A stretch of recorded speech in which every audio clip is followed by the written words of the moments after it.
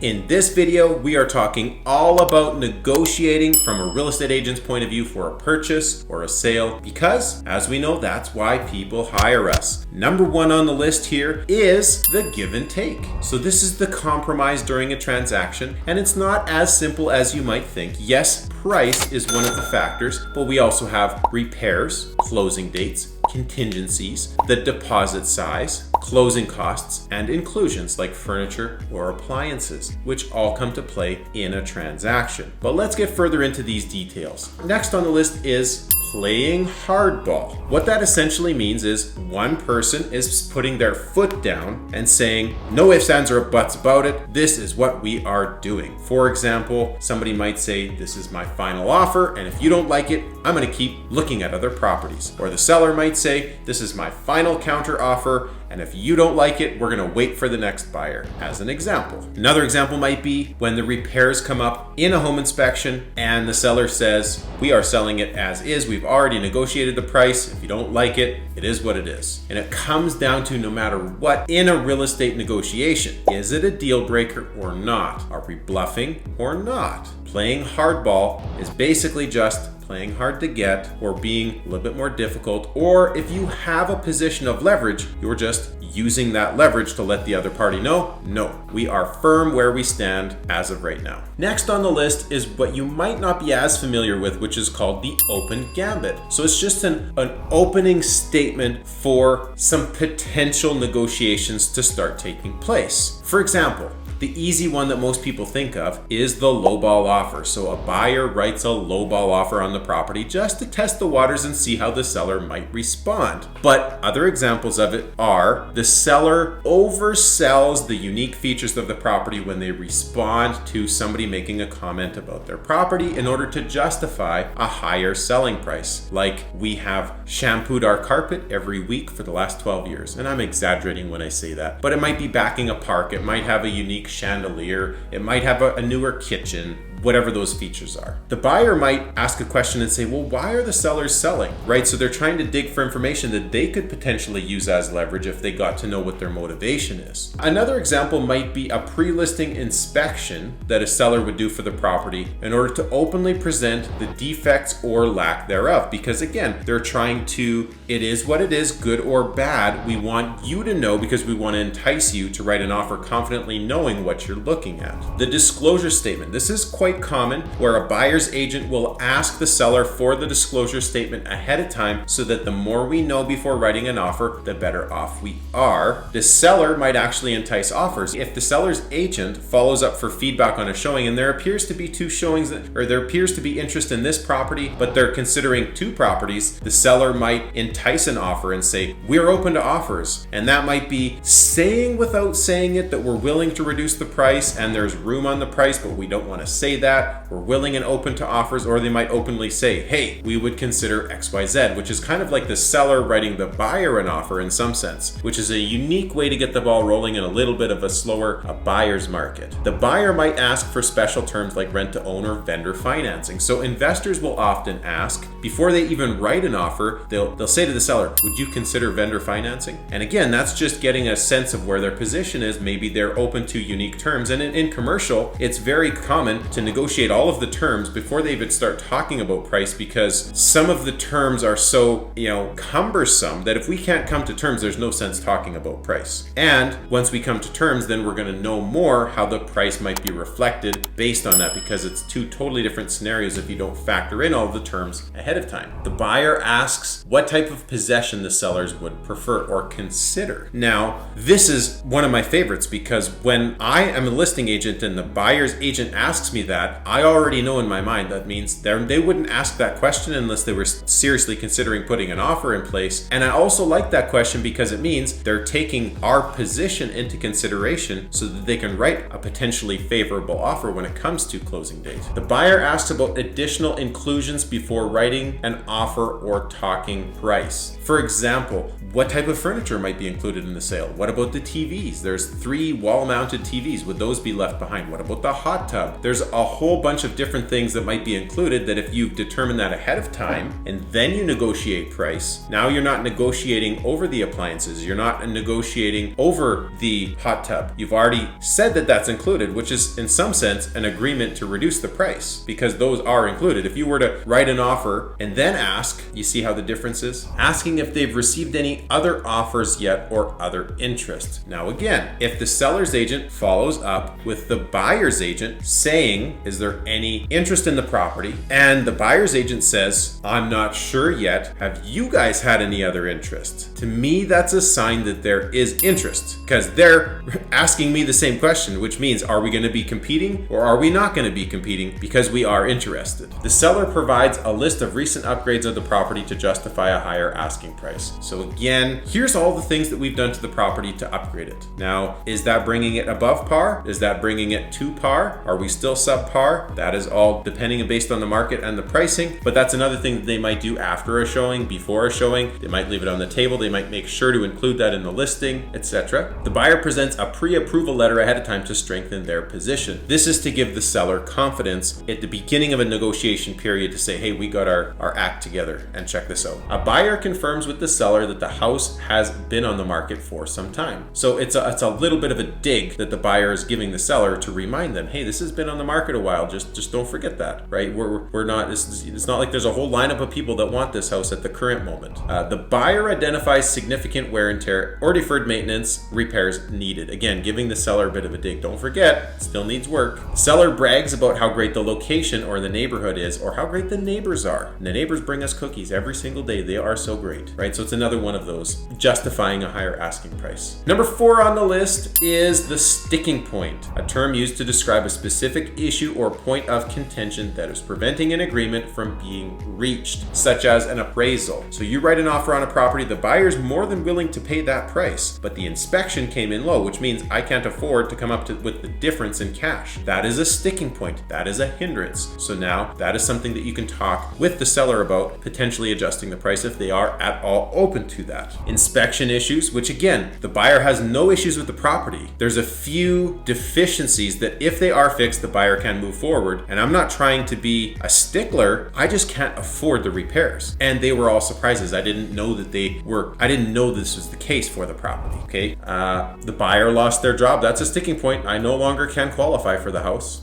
There's issues with the title. So if all of a sudden there's back taxes or there's, an additional lien on the title, something that's going to cause an issue to close or transfer title on possession date, could be a sticking point. Or if the buyer needs to sell their property but by a certain time and they don't get that done, it's a sticking point. They can't sell their house on time, as an example. Closing dates, maybe the buyer can't afford bridge financing. That could be a sticking point. You're talking about possession dates and it's like, well, it doesn't line up properly because I can't carry 2 mortgages even for that 1 week or 2 weeks because the bank will not approve me for bridge financing. That could be a sticking point. With commercial stuff, you might have, or even residential stuff, if it's close to an old gas station or something, you might have environmental issues that came up as a surprise that are a sticking point that might crash the deal, as well as a zoning issue. You might have a buyer that comes and wants to, has these elaborate future plans for what this property might be able to do, and once they find out that the zoning doesn't allow for it, might be a sticking point. Insurability. Some properties you can't actually insure them for one reason or another. For example, older mobile homes are a little bit more difficult to insure. Older properties in general, depending on how the wiring is done, can be more difficult to insure. It also depends what the heat source is. Some of those older wood stoves make the property a little more difficult to insure, and that can be a sticking point or a factor.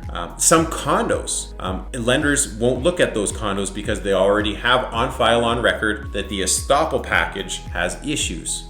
Market conditions in the middle of a negotiation might change. For example, conditional to the sale of a property, it takes the property 45 days to sell, but by the time the property sells, the original property they were dealing on purchasing, the market's changed and they had to sell their property for less. Now I want to renegotiate price on this one. 45 days have gone by and the market's changed. Surprise on the disclosure statement after agreeing on price. So if you get the disclosure statement afterwards and you find out that there was a sewer backup or all kinds of flooding in the basement, even if it's been repaired, it might be something that you consider, or a roof leak that you didn't foresee. It's another issue. Next on the list is what we call common ground. Now, the difference between common ground and give and take is a sense of mutual understanding here. The give and take is the compromise. Common ground is mutual understanding, which is the human element of the transaction.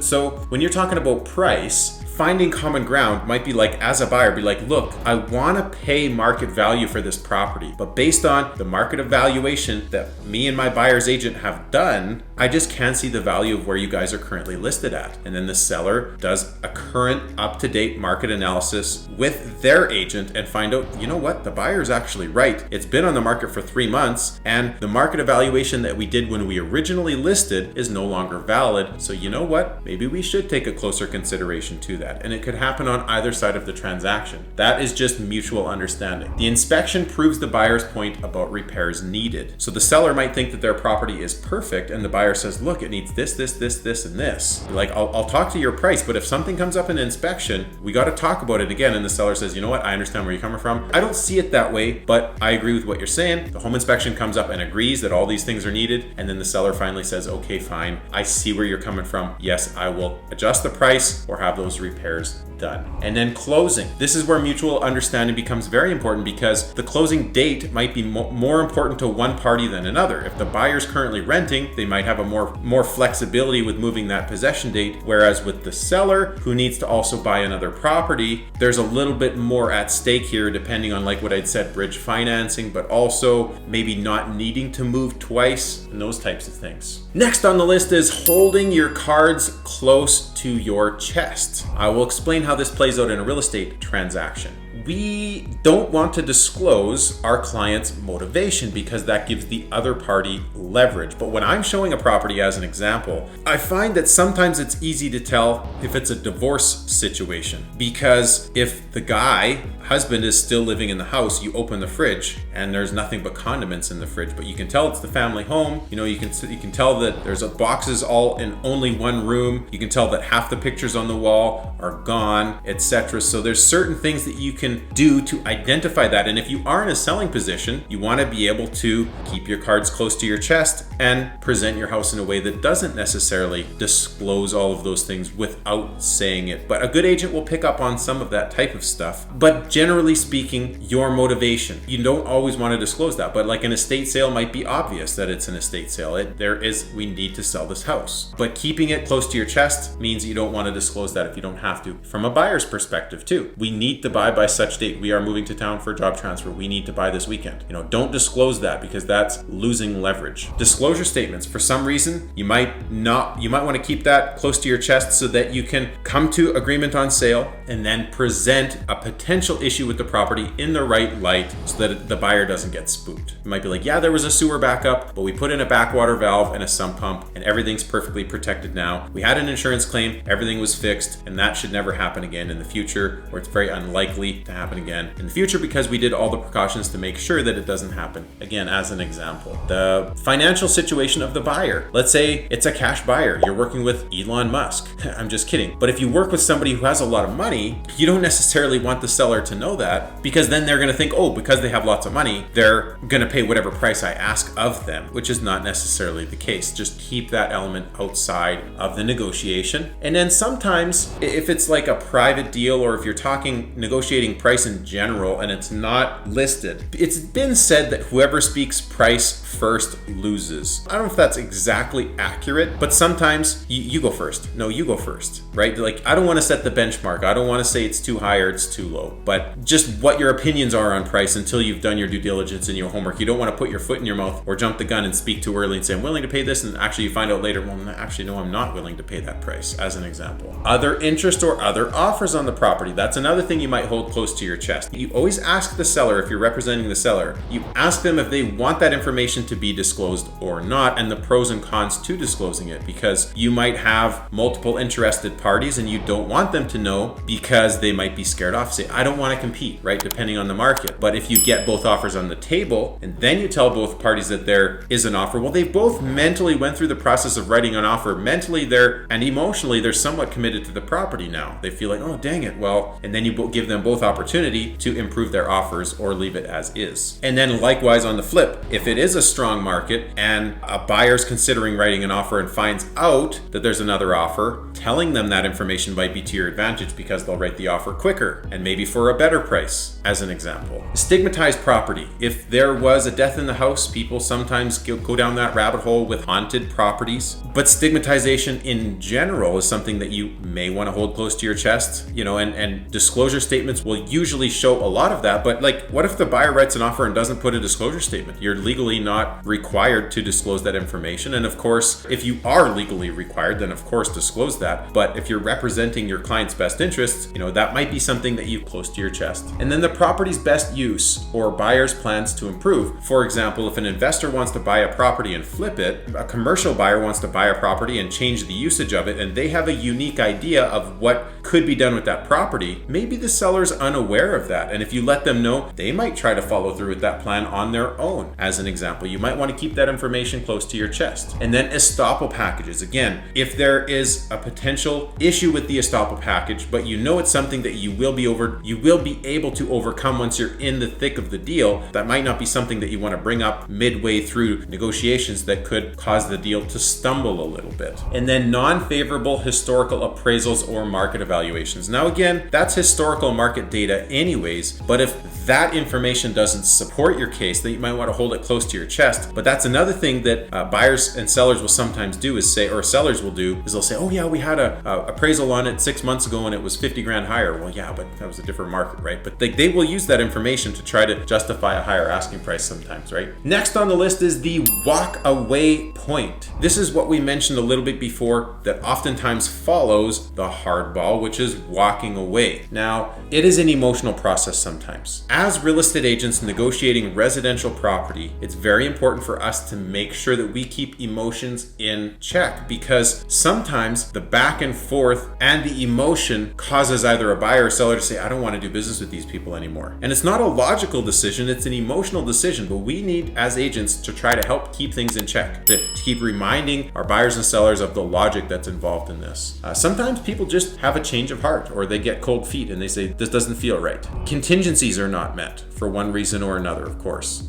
There's surprises, as we mentioned, that they need to walk away. Or delays on timelines. For example, if a buyer says, I need to buy a property this week and it's taking way too long to negotiate on this property, I don't know if it's come together, I gotta move on and find something that I can quickly close on, that I can quickly get under contract. Next on the list is the final offer, which is a phrase used to describe the last offer or proposal made before a negotiation is concluded. So for the seller, they might say, I want you all to put your final offer on paper so that I can look at all of them, in the same light. A buyer might threaten to walk from the deal, and they might say, this is my final offer, otherwise I'm out of here. A need to find a property by timeline, which I'd mentioned, it's taking too long, so I need to walk on. This is my final offer, otherwise I gotta move on. Frustration point, as we'd mentioned before, limited budget. Final offer, this is all I can afford for this property. Unfortunately, this is a take it or leave it. Deadline for accepting offers. We want all of your offers to be in by such date.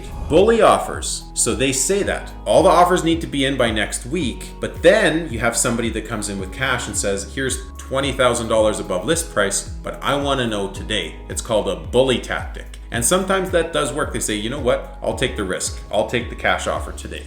Seller stipulates conditions, only serious offers, and refuses to counter offer. That is another way of saying final offer. You wrote me a lowball offer. I feel like we're too far apart to counter. I am not responding. Okay? Or they might just say, don't even bother writing an offer unless it's a serious pre-qualified offer. Buyer puts best foot forward to be sincere and get it moving. Buyer steps up to the plate after being outbid. So for example, buyer writes an offer, finds out, oh gee, it's competing, and then all of a sudden, boom, they go to the real number, and that's their final offer. Next on the list is the win-win situation, a phrase used to describe an outcome in which both negotiating parties benefit, which is the best case scenario for everybody, obviously. So sometimes though, price is not the most important factor. So you'll see times where a buyer or seller will give up a portion of price in exchange for a better possession date. You also might see one party asked for an extension on removal of condition for financing because they have a couple more documents to button up, but then the seller will say, well, but I want to make sure that you remove your home inspection condition before I grant you that extension. So that's a win-win. Yeah, no problem, no issues with the inspection, gives the seller a peace of mind, and then the buyer gets what they needed, which was another week for financing. Rent back agreements for the buyer or the seller. So sometimes what you'll see happen is a buyer will take possession of a property in a really hot market, okay, and allow the seller to live there until, for the next, let's say 30 or 60 days until they find a property. So the seller has cash in hand. Now I can go purchase a property without making it conditional to the home selling. Now there's risks for the buyer there, obviously, because now they own the property that the seller is now living in. But that also happens on the reverse sometimes, and this will happen with an estate sale sometimes, where the buyer has a possession date lined up, and it's not until we find out later that it's going to take another 8 weeks for probate, but the buyer already moved out of the rental, or the buyer is moving in from out of town and already has plans to be in town. All of a sudden, surprise, we're not going to be able to close on time because there's still 8 weeks for probate, but the estate says, I'll actually rent the property to you for those 8 weeks so that you're not going to be out. Because a lot of times the property is vacant anyways in those cases, but that's an example of rent back on the other side. Seller doesn't want to move old furniture and buyer happily agrees to take it on. There might be an exchange on price there, or the seller might just be happy to say, at least I don't have to move it. Seller says as is, buyer agrees, but for a price, which makes sense, which is basically what the bank repos, you'll see that you have to sign a waiver that says it's as is. A cash quick closing, peace of mind for the seller, but for a price. So a cash investor says it's cash and a quick closing, and the seller says, I want the money quicker. I'm willing to sell it for less if I can get the cash in quicker. Next on the list is the bargaining chip, which is your leverage. So for example, a cash no offer condition is leverage. Knowing what the other party's motivation would be leverage for you. When a buyer presents their pre-approval, would give them a little bit of leverage over somebody who maybe doesn't have that. You'll also see sometimes people do love letters. There has been times where that works out, but there's also been times where it could shoot you in the foot if all of a sudden there's a bias that takes place there, which is I've heard stories of that.